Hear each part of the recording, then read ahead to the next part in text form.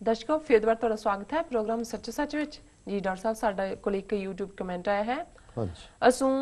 Asus ਨਾਮ ਦੇ ਵੀਰ ਨੇ ਸਾਡੇ YouTube ਤੇ ਯੋਗਾ ਦਿਵਸ ਤੇ ਪਾਈ ਵੀਡੀਓ ਤੇ ਕਮੈਂਟ ਕੀਤਾ ਹੈ। ਇਹ ਲਿਖਦੇ ਹਨ, ਮੈਂ ਤੁਹਾਡੇ ਖਿਲਾਫ ਨਹੀਂ ਹਾਂ, ਪਰ ਯੋਗਾ ਦਿਵਸ ਦੇ ਖਿਲਾਫ ਗੱਲ ਕਰਨੀ ਤੁਹਾਡੀ ਜਲਨ ਵੱਲ ਇਸ਼ਾਰਾ ਕਰਦੀ ਹੈ। ਦੂਜਾ ਤੁਸੀਂ ਕਿਹਾ ਹੈ ਕਿ ਇਹਨਾਂ ਨੇ ਆਪਣੀ ਯੋਗਾ ਬਾਹਰਲੇ ਮੁਲਕਾਂ 'ਚ ਭੇਜ ਕੇ ਵੈਸਟ ਨੂੰ ਬੇਵਕੂਫ ਬਣਾਇਆ ਹੈ। ਤੁਹਾਡੇ ਰਾਗੀਆਂ ਪਾਠੀਆਂ ਨਾਲੋਂ ਤਾਂ ਇਹ 100% ਚੰਗੇ ਨੇ, ਕਿਉਂਕਿ ਇਹ ਆਪਣੇ ਧਰਮ ਲਈ ਕੁਝ ਤਾਂ ਕਰ ਰਹੇ ਨੇ, ਪਰ ਤੁਹਾਡੇ ਵਾਲੇ ਸਿਰਫ ਪੈਸੇ ਇਕੱਠੇ ਕਰਨ ਤੇ ਲੱਗੇ ਨੇ। ਜਿੰਨੀ ਦੇਰ ਤੱਕ ਅਸੀਂ ਆਪਣੇ ਆਪ ਨੂੰ ਸਾਫ਼ ਨਹੀਂ ਰੱਖ ਸਕਦੇ, ਉਨੀ ਦੇਰ ਤੱਕ ਤੁਹਾਨੂੰ ਹੋਰਾਂ ਨੂੰ ਕੁਝ ਕਹਿਣ ਦਾ ਹੱਕ ਨਹੀਂ ਹੈ। ਤੁਸੀਂ ਆਪਣੇ ਧਰਮ ਦਾ ਪ੍ਰਚਾਰ ਕਿਉਂ ਨਹੀਂ ਕਰਦੇ? ਈਰਖਾ ਛੱਡੋ, ਰੀਸ ਕਰੋ। ਜੀ ਡਾਕਟਰ ਸਾਹਿਬ। ਇਹ ਵੀਰ ਜੀ ਦਾ ਧੰਨਵਾਦ।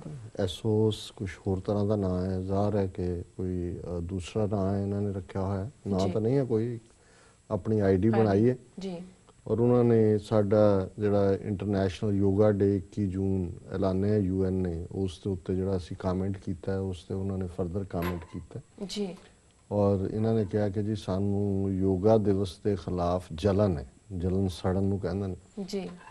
ਹੁਣ ਪਹਿਲੀ ਗੱਲ ਤਾਂ ਇਹ ਹੈ ਕਿ ਜਦੋਂ ਅਸੀਂ ਸਿਧਾਂਤ ਦਾ ਨਿਰੂਪਣ ਕਰਦੇ ਹਾਂ ਜਾਂ ਸਿਧਾਂਤ ਬਾਰੇ ਗੱਲ ਕਰਦੇ ਹਾਂ, ਸੋ ਸਿਧਾਂਤ ਦਾ ਸਿਧਾਂਤ ਹੈ, ਉਹਦੇ 'ਚ ਜਲਨ ਜਾਂ ਨਾ ਜਲਨ ਇਸ ਦਾ ਤਾਂ ਕੋਈ ਰੋਲ ਨਹੀਂ ਹੁੰਦਾ। ਔਰ ਯੋਗਾ ਬਾਰੇ ਅਕਸਰ ਜਿਹੜੀ ਆਈਡੀਓਲੋਜੀ ਪਤੰਜਲੀ ਦੀ ਹੈ, ਅਸ਼ਟਾਂਗ ਯੋਗਾ ਦੇ ਨਾਲ ਸ਼ੁਰੂ ਹੁੰਦਾ ਹੈ, ਕਈ ਸਦੀਆਂ ਤੋਂ ਐਗਜ਼ਿਸਟ ਕਰਦੀ ਸੀ ਇਹ ਵਿਚਾਰਧਾਰਾ, ਗੁਰੂ ਸਾਹਿਬ ਤੋਂ ਪਹਿਲਾਂ ਵੀ ਸੀ ਜੀ।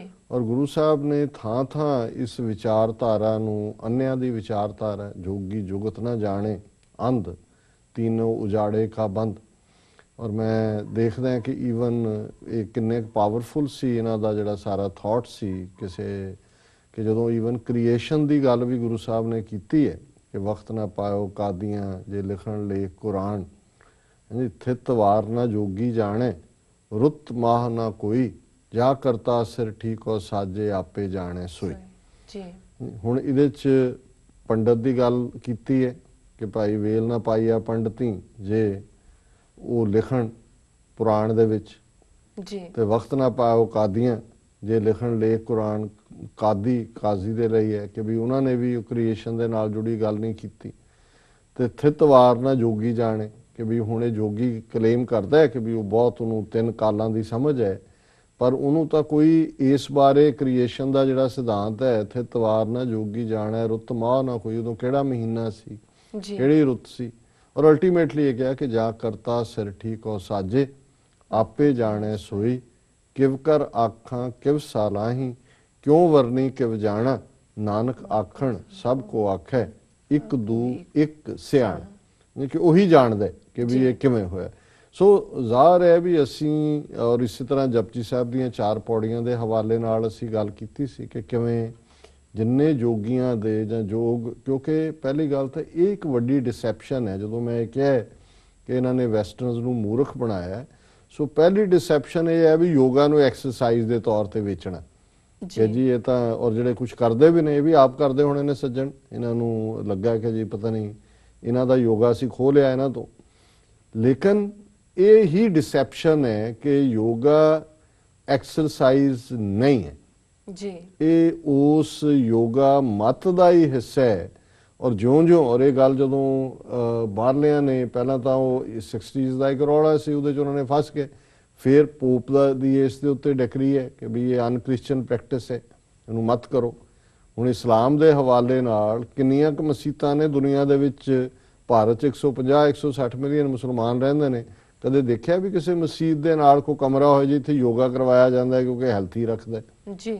ਇਹ ਸਿੱਖਾਂ ਨੇ ਠੇਕਾ ਲਿਆ ਹੋਇਆ ਕਿ ਵੀ ਅਸੀਂ ਜਿਹੜਾ ਗੁਰਦੁਆਰਿਆਂ ਦੇ ਨਾਲ ਵੀ ਕਲਾਸਾਂ ਲਾਤੀਆਂ ਯੋਗਾ ਦੀਆਂ, ਯੋਗੀਆਂ ਨੂੰ ਵੀ ਜਿਹੜੀ ਹੈ ਉਹ ਦੇ ਕੇ ਉਹਨਾਂ ਨੂੰ ਲਿਆ ਕੇ ਗੁਰਦੁਆਰਿਆਂ 'ਚ ਮਹੇਸ਼ ਯੋਗੀ ਆ ਗਿਆ ਜੀ, ਇਹ ਰਾਮਦੇਵ ਆ ਗਿਆ ਜੀ, ਇਹ ਸ਼੍ਰੀ ਰਵੀ ਸ਼ੰਕਰ ਆ ਗਿਆ ਜੀ, ਜਾਂ ਦੂਜੇ। ਅਸੀਂ ਸਾਡੀ ਆਈਡੀਓਲੋਜੀ ਜਿਹੜੀ ਹੈ ਉਸ ਨੂੰ ਉਹ ਜਿਹੜੀ ਹੈ ਲੋੜ ਹੈ ਕਿ ਉਹ ਦੂਸਰੀਆਂ ਆ ਕੇ ਉਹਦੇ ਸਿਰ ਤੇ ਸਵਾਰ ਹੋਣ ਵਿਚਾਰਧਾਰਾ ਜੀ। ਸੋ ਜ਼ਾਹਰ ਹੈ ਵੀ ਅਸੀਂ ਜਿਹੜੀ ਗੱਲ ਇਸ ਦੇ ਉੱਤੇ ਕੀਤੀ ਪਹਿਲੀ ਹਾਂ, ਜੇ yoga as a Hindu thought ਜਿਵੇਂ ਇਮਾਨਦਾਰੀ ਨਾਲ ਵੇਚਿਆ ਜਾਂਦਾ ਫਿਰ ਤੁਹਾਡੇ ਨੇੜੇ ਵੀ ਨਾ ਇਹ ਲੱਗਦੇ, ਕਿਉਂਕਿ ਬਹੁਤੇ ਤਾਂ ਇਹ ਸਮਝਦੇ ਨੇ ਇਹੀ ਹੈ। ਔਰ ਹੁਣ ਇਹ ਹੋਇਆ ਵੀ ਜਦੋਂ ਇੱਥੋਂ ਵਾਲਿਆਂ ਨੇ, ਹੁਣ ਇਹ $multi-billion ਇੰਡਸਟਰੀ ਹੈ, ਹੁਣ ਜਦੋਂ ਬਾਹਰਲਿਆਂ ਨੇ ਉਹਨੂੰ ਧਰਮ ਤੋਂ ਜਿਹੜਾ ਅੱਡ ਕਰ ਦਿੱਤਾ ਹੈ ਔਰ ਉਹਨਾਂ ਨੇ ਆਪਣਾ ਡਿਵੈਲਪ ਕਰਕੇ ਇੱਥੇ ਹੁਣ ਗੋਰੇ ਗੋਰੀਆਂ ਆਪਣੀਆਂ ਇੰਸਟੀਚਿਊਟਸ ਉੱਤੇ ਹੁਣ ਤੁਸੀਂ ਜਿਹੜੇ ਇਹਨਾਂ ਦੇ ਹਿੰਦੂ ਆਈਡੀਓਲੋਗ ਨੇ ਉਹਨਾਂ ਦੇ ਬਿਆਨ ਦੇਖੋ ਕਿ ਇਹ ਤਾਂ ਸਾਡੇ ਯੋਗਾ ਨੂੰ ਭ੍ਰਿਸ਼ਟ ਕਰਤਾ, ਇਹ ਤਾਂ ਸਾਡਾ ਸੀ, ਇਹ ਲੈ ਗਏ। ਇਸ ਦੇ ਉੱਤੇ ਪੂਰੀ ਇੱਕ ਸੰਸਥਾ ਬਣੀ ਹੋਈ ਹੈ। ਸੋ ਕੁੱਲ ਮਿਲਾ ਕੇ ਅਸੀਂ ਸਮਝਦੇ ਹਾਂ ਵੀ ਹੁਣ ਇਹ ਕਹਿਣਾ ਕਿ ਜੀ ਤੁਸੀਂ ਆਪਣੇ ਰਾਗੀਆਂ ਪ੍ਰਚਾਰਕਾਂ ਨੇ ਨਹੀਂ ਕੀਤਾ, ਯੋਗੀਆਂ ਨੇ ਕਰਤਾ, ਇਹਦਾ ਮਤਲਬ ਇਹ ਨਹੀਂ ਹੈ ਕਿ ਵੀ ਅਸੀਂ ਕੋਈ ਸੰਤੁਸ਼ਟ ਹੈ ਕਿ ਜੀ ਸਾਡੀ ਧਾਰਮਿਕ ਸ਼੍ਰੇਣੀ ਜਾਂ ਸਾਡੀਆਂ ਸੰਸਥਾਵਾਂ ਜਿਹੜੀਆਂ ਨੇ ਉਹ ਧਰਮ ਪ੍ਰਚਾਰ ਲਈ ਕੋਈ ਬਹੁਤ ਵਧੀਆ ਕੰਮ ਕਰ ਰਹੀਆਂ। ਪਰ ਇਹਨੂੰ ਇਸ ਕੰਟੈਕਸਟ ਦੇ ਵਿੱਚ ਕਹਿਣਾ ਜਦੋਂ ਕਿ ਅਸੀਂ ਸਿਧਾਂਤਕ ਨਖੇੜਾ ਕਰ ਰਹੇ ਹਾਂ ਕਿ ਵੀ ਪਹਿਲਾ ਯੋਗਾ ਦਾ ਸਿੱਖੀ ਨਾਲ ਕੋਈ ਸੰਬੰਧ ਨਹੀਂ ਹੈ, ਵੈਰੀ ਵੈਰੀ ਸਿੰਪਲ ਜੀ। ਦੂਸਰਾ, ਹੁਣ ਪਿਛਲੇ ਦਿਨਾਂ 'ਚ ਇਸ ਵੀਕਐਂਡ ਤੇ ਕੁਝ ਸੱਜਣ ਸਾਨੂੰ ਮਿਲਣ ਆਏ ਫਿਲਾਡੈਲਫੀਆ ਤੋਂ, ਦੂਸਰੇ ਪਾਸੇ ਸ਼ਾਮ ਨੂੰ ਜਿਹੜੀ ਹੈ ਵਿਚਾਰ ਸ਼ੁਰੂ ਹੋਈ। ਉਹ ਸਾਰਿਆਂ ਦਾ ਕਿਸੇ ਦਾ ਜਿਹੜੇ ਯੋਗੀ ਭਜਨ ਦੇ ਫੋਲੋਅਰ ਨੇ ਇੱਥੇ ਉਹ ਆਪਣੇ ਬੱਚਿਆਂ ਨੂੰ ਵੀ ਬੱਚਿਆਂ ਨੂੰ ਭੇਜਦੇ ਨੇ। ਅੰਮ੍ਰਿਤਸਰ 'ਚ ਮੀਰੀ ਪੀਰੀ ਅਕੈਡਮੀ ਬਣਾਈ ਹੋਈ ਹੈ ਸ਼ਹਿਰਟੇ 'ਚ, ਪਹਿਲਾਂ ਦੇਹਰਾਦੂਨ ਹੁੰਦਾ ਸੀ ਉਹਨਾਂ ਦਾ ਹੈੱਡਕੁਆਰਟਰ। ਸੋ ਉਹਨਾਂ 'ਚੋਂ ਇੱਕ ਸੱਜਣ ਜਿਨ੍ਹਾਂ ਦਾ ਕਾਫੀ ਇਹਨਾਂ ਦੇ ਨਾਲ ਕਿਸੇ ਸਟੇਜ ਤੇ ਜਿਹੜੀ ਹੈ ਉਹ ਇੰਟਰੈਕਸ਼ਨ ਵੀ ਰਿਹਾ ਹੈ, ਉਹ ਮੈਨੂੰ ਕਹਿਣ ਲੱਗੇ ਜੀ ਜਿਹੜੇ ਇਹਨਾਂ ਦੀ ਅਕੈਡਮੀ 'ਚ ਉੱਥੇ 6-6 ਸਾਲ ਵੀ ਪੜ੍ਹ ਕੇ ਆਉਂਦੇ ਨੇ, 8-8 ਸਾਲ ਵੀ ਜਿਨ੍ਹਾਂ ਨੇ ਲਾਏ ਹੈ, ਇੱਥੇ ਆ ਕੇ 6 ਮਹੀਨੇ ਸਾਲ ਦੇ ਵਿੱਚ ਹੀ ਉਹ ਫਿਰ ਪਤਤ ਹੋ ਜਾਂਦੇ ਨੇ।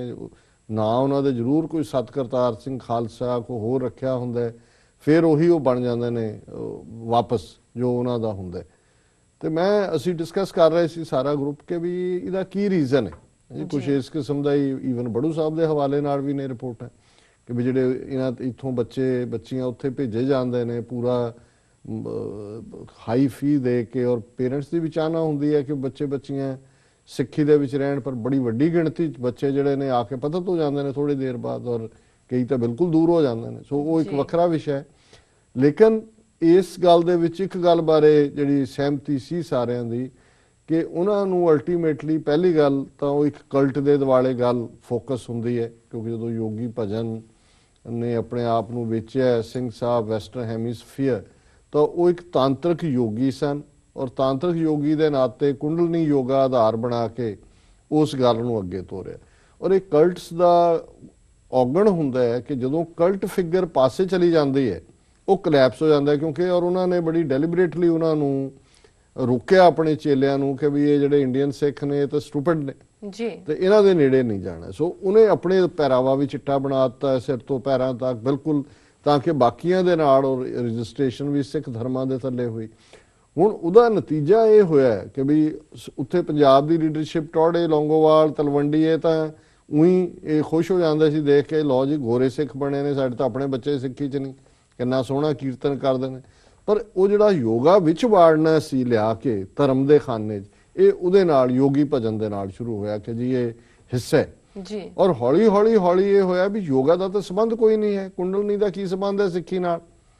ਇੱਥੇ ਬੜਾ ਸਿੰਪਲ ਜਿਹੜਾ ਉਹ ਕਨਸੈਪਟ ਹੈ ਗੁਰਬਾਣੀ ਦਾ, ਉਸ ਨਿਰੰਕਾਰ ਦੇ ਜਸ ਦਾ, ਨਿਰੰਕਾਰ ਦੀ ਸਿਫਤ ਸਲਾਹ ਦਾ ਕਿ ਭਾਈ ਰਾਜ ਲੀਲਾ ਤੇਰੇ ਨਾਮ ਬਣਾਈ, ਜੋਗ ਬਣਿਆ ਤੇਰਾ ਕੀਰਤਨ ਗਾਈ। ਕਿ ਵੀ ਇੱਥੇ ਰਾਜ ਔਰ ਜੋਗੀ ਦਾ ਕਨਸੈਪਟ ਹੀ ਡਿਫਰੈਂਟ ਹੈ ਕਿ ਭਾਈ ਉਹਦਾ ਕੀਰਤਨ ਉਹਦੀ ਸਿਫਤ ਸਲਾਹ ਕਰਨਾ ਹੀ ਸਿੱਖੀ ਦੇ ਵਿੱਚ ਯੋਗ ਹੈ। ਹੁਣ ਉਸ ਯੋਗਾ ਦੇ ਥੱਲੇ, ਉਸ ਕਲਟ ਫਿਗਰ ਦੇ ਥੱਲੇ, ਔਰ ਜਿਸ ਕਿਸਮ ਦਾ ਸਿੱਖਜ਼ਮ ਉਹਨਾਂ ਨੂੰ ਇੰਟਰੋਡਿਊਸ ਕਰਵਾਇਆ ਗਿਆ, ਬਹੁਤ ਸਾਰੀਆਂ ਮਿੱਥ ਕਹਾਣੀਆਂ ਔਰ ਦੂਸਰਿਆਂ ਦੇ ਥੱਲੇ। ਸੋ ਉਦੋਂ ਤਾਂ ਮਾਪਿਓ ਕੋਈ ਭੇਜਦੇ ਨੇ, ਬੱਚੇ ਚਲੇ ਜਾਂਦੇ ਨੇ, ਛੋਟੇ ਹੁੰਦੇ 6-7 ਸਾਲ ਦੇ ਚਲੇ ਗਏ, ਜਦੋਂ ਵਾਪਸ ਆਉਂਦੇ ਨੇ ਉਹ ਜਿਹੜੀਆਂ ਗੱਲਾਂ ਜਿਨ੍ਹਾਂ ਦਾ ਸੰਬੰਧ ਮੇਨ ਸਟ੍ਰੀਮ ਸਿੱਖੀ ਨਾਲ ਉਹਨਾਂ ਦਾ ਐਕਸਪੋਜ਼ਰ ਨਹੀਂ ਹੁੰਦਾ, ਤੇ ਉਹ ਜਿਹੜੇ ਨੇ ਫਿਰ ਉਹਨਾਂ ਦਾ ਵਿਸ਼ਵਾਸ ਨਹੀਂ ਹੁੰਦਾ ਉਸ ਗੱਲ ਦੇ ਉੱਤੇ, ਫੋਰਸ ਤੋਂ ਗਏ ਹੁੰਦੇ ਨੇ। ਸੋ ਇਹਨਾਂ ਨੂੰ ਇਹ ਲੱਗਦਾ ਹੈ ਕਿ ਭਾਈ ਸਾਨੂੰ ਕੋਈ ਜਲਨ ਹੈ ਜਾਂ ਅਸੀਂ ਆਪਣੇ ਰਾਗੀਆਂ ਪ੍ਰਚਾਰਕਾਂ ਨੂੰ ਸਮਝਾਈਏ।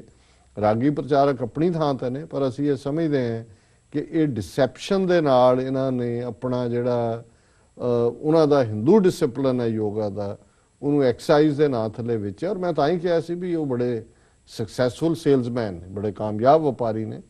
ਲੇਕਿਨ ਇਸ ਦਾ ਮਤਲਬ ਇਹ ਨਹੀਂ ਹੈ ਕਿ ਅਸੀਂ ਇਹਨਾਂ ਦੇ ਨਾਲ ਕੋਈ ਸਾਨੂੰ ਜਿਹੜੀ ਆ ਉਹ ਈਰਖਾ ਹੈ ਕਾਮਯਾਬੀ ਨਾਲ ਵੇਚਿਆ, ਪਰ ਇਹ ਵੀ ਸਾਡਾ ਹੱਕ ਹੈ ਕਿ ਅਸੀਂ ਆਪਣੇ ਸਟੈਂਡ ਦੀ, ਆਪਣੇ ਗੁਰਮਤ ਰਸਤੇ ਦੀ ਜਿਹੜੀ ਹੈ ਉਹ ਤਰਜਮਾਨੀ ਕਰੀਏ। ਜੀ, ਸੋ ਇਹਨਾਂ ਦਾ ਬਹੁਤ ਧੰਨਵਾਦ। ਜੀ ਡਾਕਟਰ ਸਾਹਿਬ, ਤੁਹਾਡਾ ਬਹੁਤ ਬਹੁਤ ਧੰਨਵਾਦ। ਤੁਸੀਂ ਆਪਣੇ ਚਾਰ ਸਾਡੇ ਦਰਸ਼ਕਾਂ ਨਾਲ ਸਾਂਝੇ ਕੀਤੇ। ਇਸ ਨਾਲ ਲੈਣੇ ਬ੍ਰੇਕ।